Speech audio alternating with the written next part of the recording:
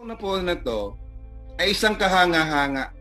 Ang tao na po na to ay masasabi po nating bayani sa kaniyang mga kaibigan, katrabaho doon sa bansang Kuwait.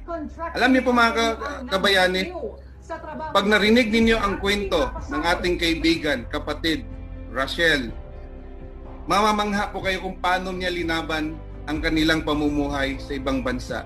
At masana po, marami tayong matututunan sa kwento ng yung mga binigay ng mga tulong galing sa simbahan natin sa Kuwait City. Sa panguna ni Father Munching at saka yung mga kasama niya sa simbahan. Of course, leader ng Karapi, Kunsihal, Russell. Donate na mga partiano, sa mga nag-donate na mga mabubuting loob. Maraming salamat po sa inyo. Ito po ay hindi makakalimutan. Base po sa kwento ng ating kapatid Russell, alam mo, napakahirap po. Kung makikita niyo po ang kanilang pamumuhay, makikita niyo po ang kanilang ginagawa sa ibang bansa. Ito po ang katotohanan dito. Bakit andyan sila sa ibang bansa? Dahil pinaglalaban po nila ang karapatan ng kanilang pamilya at pamumuhay ng kanilang pamilya dito sa Pilipinas. Pwede mo ba sila kwentuhan sa inspiration na nakita mo dahil sa parabang may nangyari sa yung hindi kaaya-aya o hindi maganda sa ibang bansa, parang sa tingin ko naging inspiration mo yon para makatulong sa ating mga kababayan. Paano nangyari yon? Paano ka nagkaroon ng ganong puso, Russell, na tulad ng ginawa natin sa evacuation sa Taal, na ikaw talaga naghanap ng paraan kung paano tayo makatulong sa kanila? Kwento-kwentuhan tayo, Russell, kung paano mo nagawa yon. Bali po, nung umuwi ako, meron po akong mga kaibigan na OFW din. Kasama ko po sa isang organisasyon. Tapos, naisip ko, tulungan din natin ang ating mga kababayan dito sa Batangas. So, gumawa ako ng ito nga pong globo, itinatag namin. At napakasarap makatulong hanggang sa umabot na po kami ng Bicol, Cagayan, yung mga binapagyo. Tapos nagsimula kami sa charity. Parang iba ang pakiramdam. Parang yung hindi mo maipaliwanag kapag may inaabutan ka ng yung mga walang-wala talaga nakuha. Tapos yayakapin ka, salamat tutoy, ganyan. Nakakaiyak. Parang hinahanap na rin ang katawan namin. Hanggang ngayon po, tuloy pa yung charity mission namin sa mga may sakit. Talagang naging malaking inspirasyon sa akin yung nangyari. At maraming salamat naman po sa inyo at lagi din po kayo nakaalalay sa akin. Salamat po. Alam niyo, mga kabayani, ang sarap pakinggan, no? Yung nangyari kay Russell sa ibang bansa ay ginawa niyang inspiration para po makatulong sa ating mga kababayan. Napakagandang response po yan ng isang tao sa pangyayaring siya po ay sinubok ng Panginoon.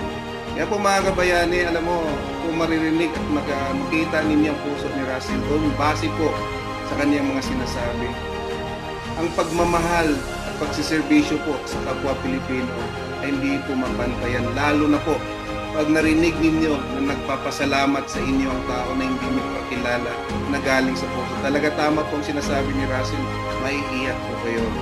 At yan po mga kabayani, alam mo, marami pong beses na nakita ko yan na minsan po may mga taong natulungan tayo na lalapit na lang sa iyo tulad ng sinabi ni Russell na nagpapasalamat sa iyo tapos sabihin mo sa kanya, bakit ka nagpapasalamat sa akin?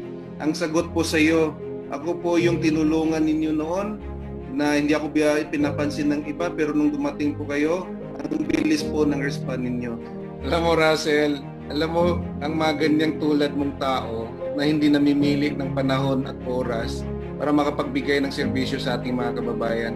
Dapat po mga kabayani, yan po ang quality ng tao na ating pipiliin. Huwag po tayo tumingin doon sa temporary lang pong pinagkakitaan sa eleksyon. After election po, yung pera po na sinasabi kanina ni kapatid na Russell, ay parang hangin lang po yan na dadaan sa inyo. Pero ang serbisyo po na binibigay sa inyo ng ating kapatid Russell, ay habang buhay po yan kasi nasa puso't isipan niya kung paano po siya makatulong sa ating mga kababayan.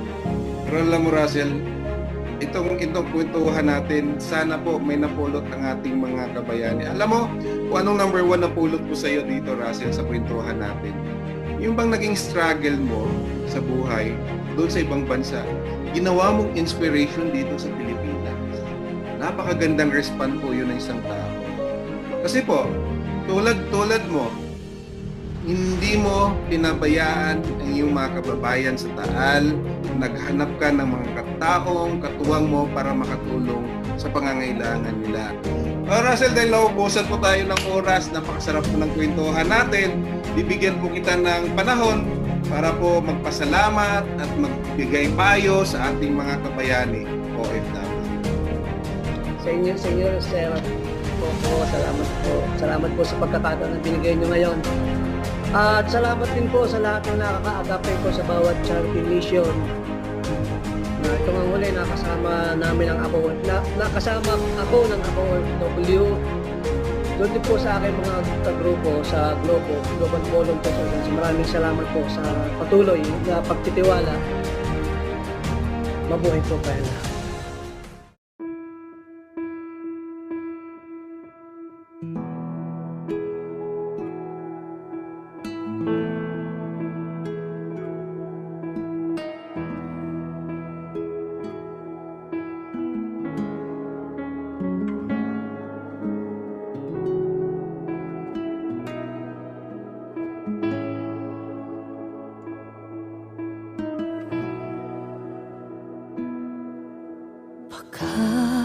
Sa iyong mga mata, ang lumbay na iyong nadarama, nag-alala kung bukas ba'y sisilay ang magandang umaga. Sinusubok ang iyong katatagan at ang dagok ng buhay sa'yo nagpapaalangan. Huwag kang panghinaan, ang Diyos ang iyong kanlungan. Umasa sa'yo ang buong bayan.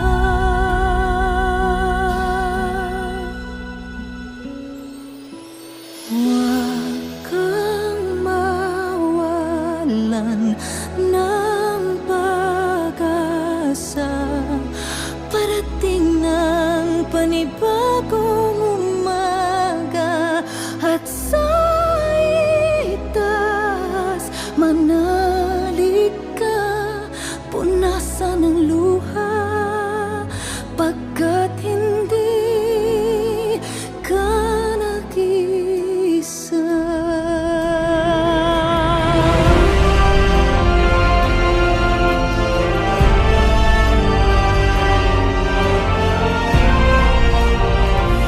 Di ka dapat na manindim, takot sa dibdib iyong alisin.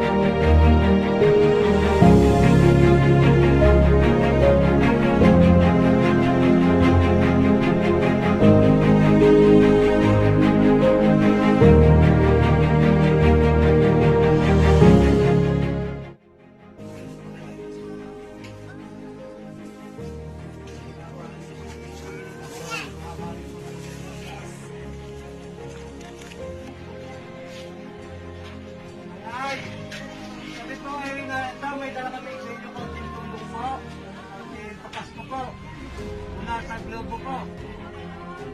Papasko sa inyo. Makakatulong sa inyo.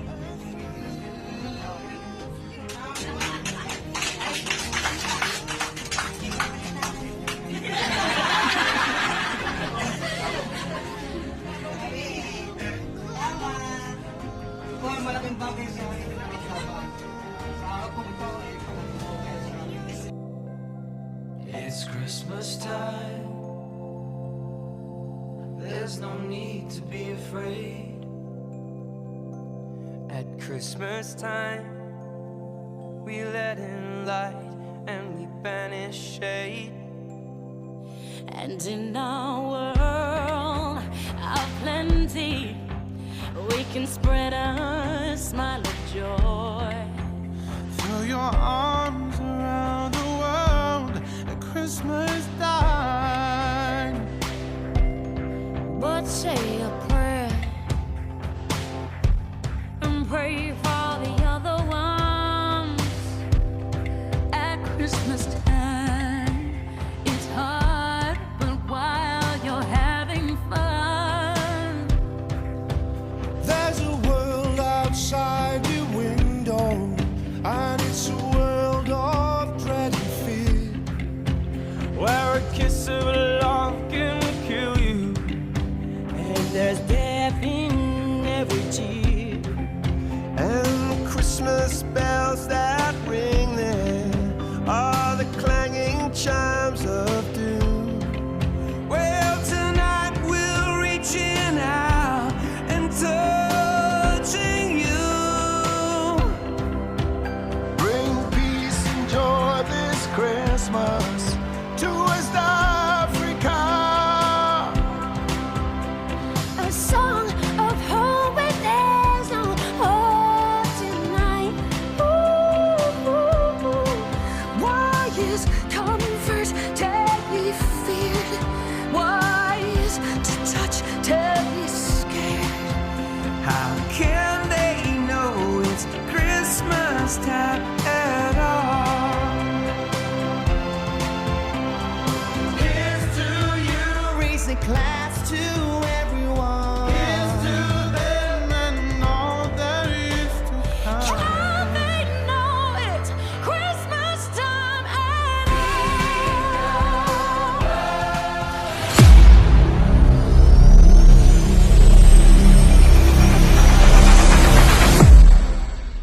Maraming salamat po sa mga tumulong lalo na sa MCVO. Maraming salamat sa iyo kundi dahil sa iyo hindi kami makakasama. Yan po yung kasama ko umiiyak. Maraming salamat po. Hindi po namin kayo makakalimutan. Maraming salamat po. On the way po kami papuntang embassy. Yan po mga gamit namin. Kahit mga plastic lang. Dinala na po namin. Ay, thank you po. Nakauwi na po ako. Thank you so much po sa mabilis na aksyon. Sir Aranyes.